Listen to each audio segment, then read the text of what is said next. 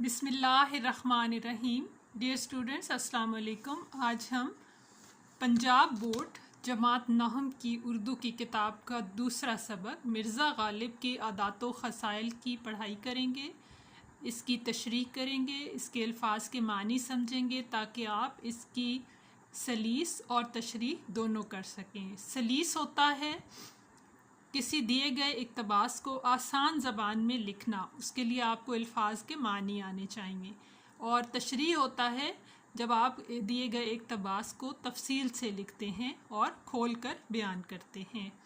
مولانا حالی 1837 میں پیدا ہوئے اور 1914 میں وفات پائی۔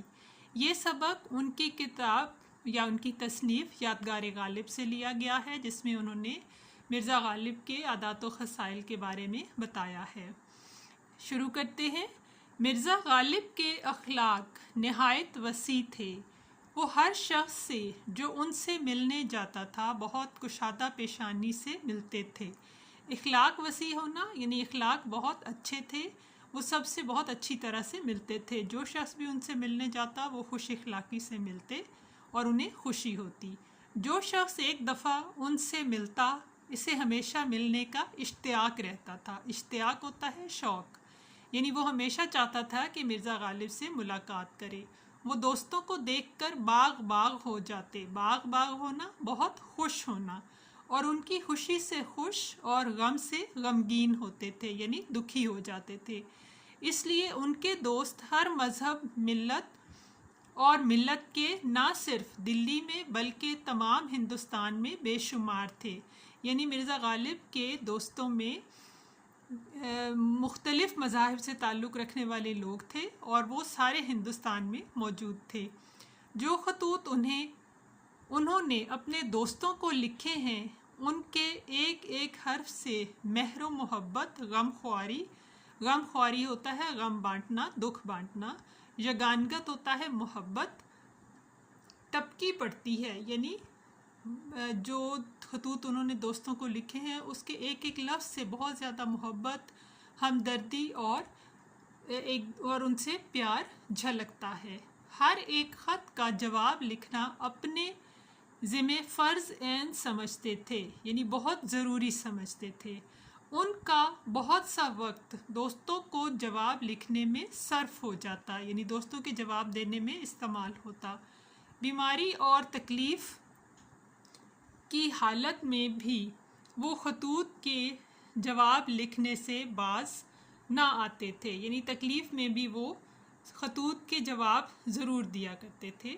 وہ دوستوں کی فرمائشوں سے کبھی تنگ دل نہ ہوتے تھے، یعنی دوستوں کی خواہشات سے کبھی پریشان نہ ہوتے تھے، گھبراتے نہ تھے۔ غزلوں کی اصلاح کے سوا، اصلاح ہوتی ہے درستی، اور طرح طرح کی فرمائشیں ان کے بعض خالص و مخلص دوست کرتے تھے، یعنی مختلف خواہشیں ظاہر کرتے تھے ان سے محبت کرنے والے دوست۔ وہ ان کی تکمیل کرتے تھے، یعنی ان خواہشوں کو پورا کرتے تھے۔ لوگ ان کو اکثر بے رنگ خط بھیجتے تھے۔ بے رنگ ہوتا ہے ٹکٹ کے بغیر، مگر ان کو کبھی ناگوار نہ گزرتا تھا، یعنی برا نہ لگتا تھا۔ اگر کوئی شخص لفافے میں ٹکٹ رکھ کر بھیجتا تو سخت شکایت کرتے تھے، یعنی اگر کوئی شخص ٹکٹ اس لیے رکھ دیتا کہ جوابی خط بھیجنے میں یہ ٹکٹ لگا دیں، آپ کے پیسے استعمال نہ ہوں، تو انہیں برا لگتا تھا۔ مروت اور لحاظ کی طبیعت میں بدرجہ غایت تھا، یعنی ان کی طبیعت میں ادب، دوسروں کا احترام اور خوش مزاجی بہت زیادہ حد تک موجود تھی۔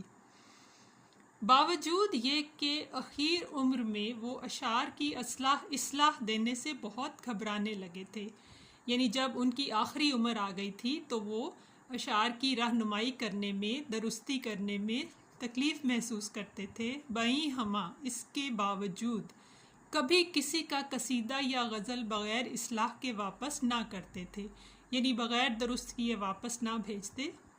ایک صاحب کو لکھتے ہیں، جہاں تک ہو سکا احباب کی خدمت بجا لایا۔ احباب ہوتا ہے حبیب کی جمع، یعنی دوستوں کی خدمت کی اور اوراق اشعار دیکھتا رہا اور ان کے لکھے ہوئے شعر غزلیں دیکھتا رہا اور اصلاح دیتا رہا اور درستی کرتا رہا۔ اب نہ آنکھ سے اچھی طرح سوجھے ہے اور نہ ہاتھ سے اچھی طرح لکھا جائے، یعنی بڑھاپے کی وجہ سے دکھائی بھی ٹھیک نہیں دیتا اور لکھا بھی نہیں جاتا۔ اگرچہ مرزا کی آمدنی قلیل تھی، آمدنی یعنی مہینے کی تنخواہ یا جو کچھ ان کو ملتا تھا بہت کم تھا، مگر حوصلہ فراخ تھا، لیکن کھلے دل کے مالک تھے۔ سائل ان کے دروازے سے خالی ہاتھ بہت کم جاتا تھا، یعنی سوالی یا مانگنے والا ان کے دروازے سے بہت کم ہی ایسا ہوا تھا کہ خالی ہاتھ جائے، وہ ضرور کچھ نہ کچھ بھکاری کو دے کر بھیجتے۔ ان کے مکان کے آگے اندھے، لنگڑے، لولے اور اپاہج مرد عورتیں پڑے رہتے تھے، یعنی معذور افراد، بھکاری ان کے در پر پڑے رہتے تھے۔ غدر کے بعد، یعنی جب مسلمانوں اور ہندوؤں نے انگریزوں کے خلاف جنگ آزادی کی، 1857 کی جنگ آزادی جو کہ ناکام ہو گئی تھی، اس کے بعد ان کی آمدنی کچھ اوپر 150 روپے ماہوار تھی، یعنی 150 روپے ایک مہینے کی آمدنی تھی، اور کھانے پینے کا خرچ بھی کچھ لمبا چوڑا نہ تھا، یعنی ان کا ذاتی خرچہ کچھ زیادہ نہ تھا، مگر وہ غریبوں اور محتاجوں کی مدد اپنی بساط سے زیادہ کرتے تھے۔ اگرچہ اس وقت کے حساب سے ان کی آمدنی اچھی تھی اور ان کا خرچ بھی نہیں تھا زیادہ، لہٰذا وہ غریبوں کی مدد اپنی حیثیت سے بڑھ کر کرتے تھے۔ بساط ہوتی ہے حیثیت، اس لیے اکثر تنگ رہتے تھے، اسی لیے ان کا خرچہ کم ہو جاتا تھا اور انہیں آمدنی کے حساب سے جب وہ زیادہ خرچ غریبوں پہ کر دیتے تھے تھوڑی مشکل میں آ جاتے تھے۔ مرزا اپنے دوستوں کے ساتھ جو گردش روزگار سے بگڑ گئے تھے، گردش روزگار ہوتا ہے زمانے کے حالات کی وجہ سے خراب ہو گئے تھے، بری حرکتوں میں پڑ گئے تھے، نہایت شریفانہ طور سے سلوک کرتے، یعنی ان سے بھی بہت اچھا سلوک کرتے۔ دلی کے عمائد میں سے ایک صاحب جو مرزا کے دلی دوست تھے، یعنی شہر دلی کے امراء میں سے، شرفاء میں سے، عمائد ہوتا ہے امیر شریف لوگ، ان میں سے ایک صاحب جو ان کے بہت اچھے دوست تھے، 1857 کے بعد ان کی حالت سقیم ہو گئی تھی، یعنی جب ناکام جنگ آزادی ہوئی تو مسلمانوں کو اور ہندوؤں کو بہت نقصان پہنچا، اس لیے ان کے دوست کی حالت بھی بہت کمزور، سقیم ہونا، کمزور ہو جانا، غربت ہو گئی تھی ان کے پاس۔ ایک روز چھینٹ کا فرغل پہنے، یعنی بہت معمولی لباس، بہت معمولی کپڑے کا چوغا پہنے ہوئے مرزا سے ملنے آئے، یعنی بہت معمولی قسم کا کپڑے کا چوغا پہنے ہوئے مرزا صاحب سے ملاقات کرنے آئے۔ مرزا نے کبھی ان کو مالیدہ یا جامہ وار وغیرہ، مالیدہ اور جامہ وار بہت قیمتی کپڑا ہوتا ہے، چوغوں کے سوا ایسا حقیر کپڑا پہنے نہیں دیکھا تھا، یعنی اتنا گھٹیا کپڑا پہنے ہوئے نہیں دیکھا تھا۔ چھینٹ کا فرغل ان کے بدن پر دیکھ کر دل بھر آیا، یعنی گھٹیا کپڑے کا چوغا ان کے جسم پر دیکھ کر مرزا غالب کو افسوس ہوا۔ ان سے پوچھا، یہ چھینٹ آپ نے کہاں سے لی ہے، کہ یہ کپڑا آپ نے کہاں سے لیا ہے؟ مجھے اس کی وضع بہت بھلی معلوم ہوتی ہے، مجھے اس کی وضع یعنی اس کا انداز، اس کی سلائی، یہ سب کچھ بہت اچھا لگ رہا ہے، آپ مجھے بھی فرغل کے لیے یہ چھینٹ منگوا دیں، کہ ایسا ہی کپڑا منگوا دیں۔ انہوں نے کہا، یہ فرغل آج ہی بن کر آیا ہے، کہ یہ چوغا آج ہی تیار ہو کر آیا ہے، میں نے اسی وقت اس کو پہنا ہے، میں نے ابھی اس کو پہنا ہے، اگر آپ کو پسند ہے تو یہی حاضر ہے، تو آپ یہی لے لیں۔ مرزا نے کہا، جی تو یہی چاہتا ہے کہ اسی وقت آپ سے چھین کر پہن لوں، مگر جاڑا شدت سے پڑ رہا ہے، لیکن سردی بہت سخت ہے، آپ یہاں سے مکان تک کیا پہن کر جائیں گے، کہ آپ اپنے مکان تک سردی کی وجہ سے کیا پہن کے جائیں گے؟ پھر ادھر ادھر دیکھ کر کھونٹی پر اپنا مالیدہ کا نیا چوغا اتار کر انہیں پہنایا، اور پھر اپنے قیمتی کپڑے کا چوغا انہیں دے دیا، اس خوبصورتی کے ساتھ وہ چوغا ان کی نظر کیا، اور یوں بڑے اچھے انداز سے وہ فرغل اپنے دوست کو تحفہ تن دے دیا۔ दरअसल मिर्ज़ा गालिब को अच्छा नहीं लगा कि उनके अमीर दोस्त ने, जो अब गरीब हो गया है, उसने घटिया कपड़े का चोगा पहना हुआ है, तो इसलिए उन्होंने एक अपने अंदाज में अपना अच्छा मालीदा का बना हुआ फरगल या चोगा उसको तोहफ़तन दे दिया।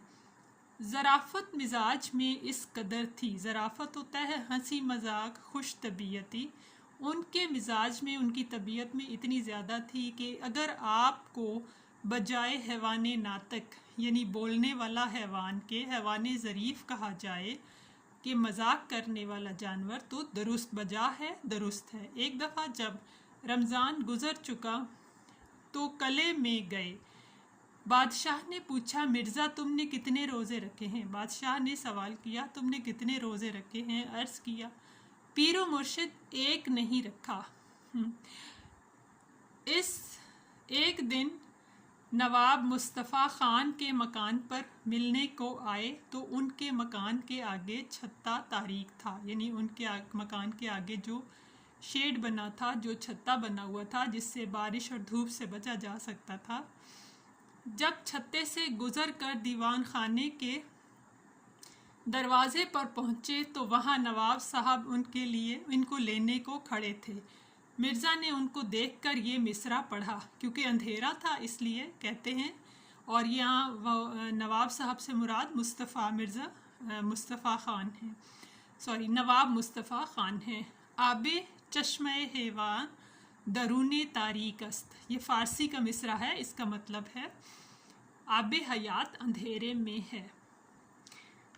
जब दीवान खाने में पहुँचे तो उसके दालान में बसबब मशरिक रवैया होने के धूप भरी हुई थी। मिर्ज़ा ने वहाँ मिसरा पढ़ा, ई खाना हमा आफ्ताब अस्त, इस फ़ारसी मिसरे का मतलब है ये घर तो सूरज की तरह रोशन है।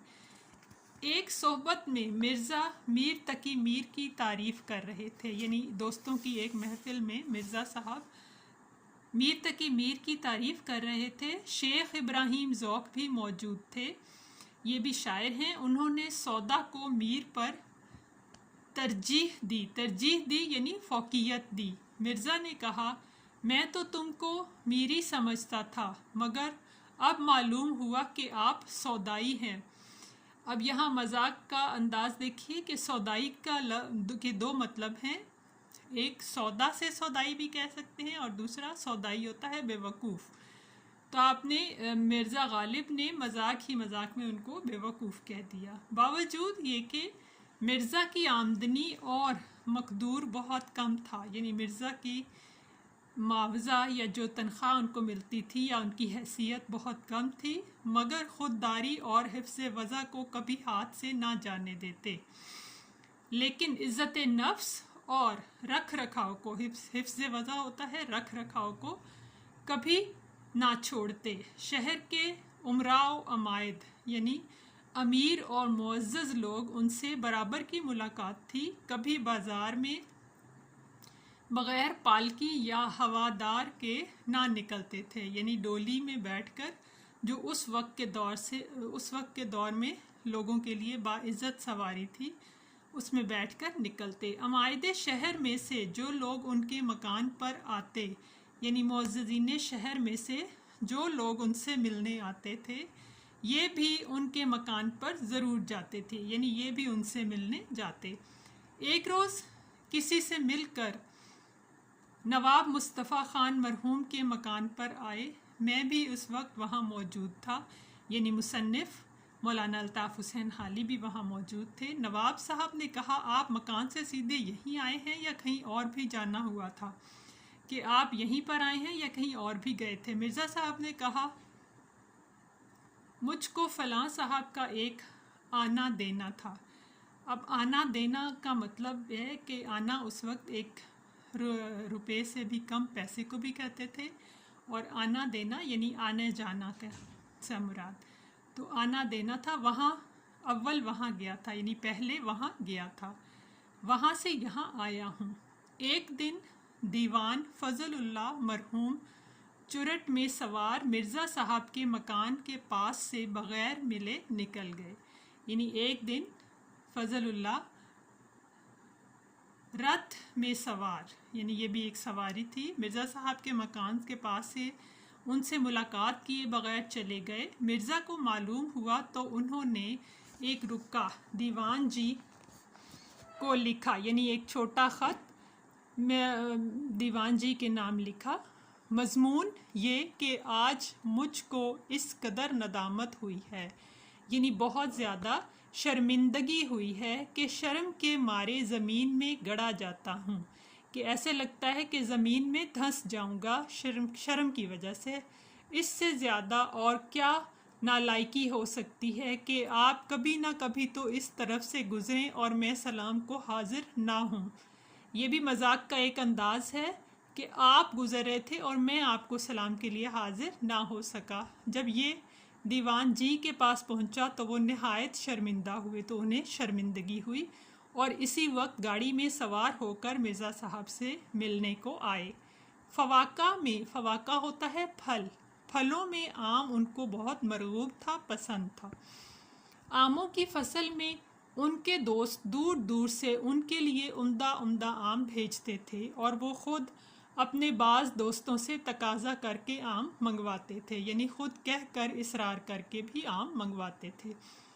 एक रोज़ मरहूम बहादुर शाह आमों के मौसम में चंद मसाहबों के साथ, जिनमें मिर्ज़ा भी थे, यानी चंद दोस्तों के साथ बादशाह बहादुर शाह ज़फ़र मिर्ज़ा के साथ थे, बाग़े हयात बख्श या महताब बाग में टहल रहे थे, यानी अपने बाग में सैर कर रहे थे। आम के पेड़ रंग रंग के आमों से लद रहे थे, यानी भरे पड़े थे। पूछा, मिर्ज़ा इस कदर गौर से क्या देखते हो, कि इतनी गौर से क्या देख रहे हो? मिर्ज़ा ने हाथ बांध कर अर्ज़ किया, यानी कहा, उसको देखता हूँ कि किसी दाने पर मेरा और मेरे बाप दादा का नाम भी लिखा है या नहीं। कहते हैं ना कि खाने वाले पर नाम लिखा होता है, तो वो भी मजाक का एक अंदाज़ है। कहते हैं कि किसी आम पर मेरा या मेरे आबाओ अजदाद का नाम भी लिखा है। बादशाह मुस्कुराए और इसी रोज़ एक बहंगी उम्दा आमों की मिर्ज़ा को भिजवाई, यानी एक पेटी या एक टोकरी आमों की मिर्ज़ा साहब के घर भिजवा दी। मिर्ज़ा की नीयत आमों से किसी तरह सैर ना होती थी, यानी ना भरती थी। अहले शहर तोहफ़तन भेजते, तोहफ़तन होता है तोहफ़े के तौर पर, ख़ुद बाज़ार से मंगवाते, बाहर से दूर दूर का आम बतौर सौगात के आता था। बतौर सौगात होता है ख़ास तोहफ़ा। मगर हज़रत का जी नहीं भरता था, लेकिन आपकी तबीयत सैर नहीं होती थी, यानी आप आम खा कर उकताते नहीं थे। नवाब मुस्तफ़ा ख़ान मरहूम नाकल थे, यानी लिखते हैं कि एक सोहबत में मौलाना फ़ज़ल हक और दीगर अहबाब मौजूद थे, यानी दीगर और बहुत से दोस्त थे। आम की निस्बत हर एक शख्स अपनी अपनी राय बयान कर रहा था, यानी अपनी तजवीज़ दे रहा था कि इसमें क्या खूबियाँ होनी चाहिए। जब सब लोग अपनी अपनी कह चुके तो मौलाना फ़ज़ल हक ने मिर्ज़ा से कहा कि तुम भी अपनी राय बयान करो, कि आप भी अपनी तजवीज़ दें कि आम में क्या खूबियाँ होनी चाहिए।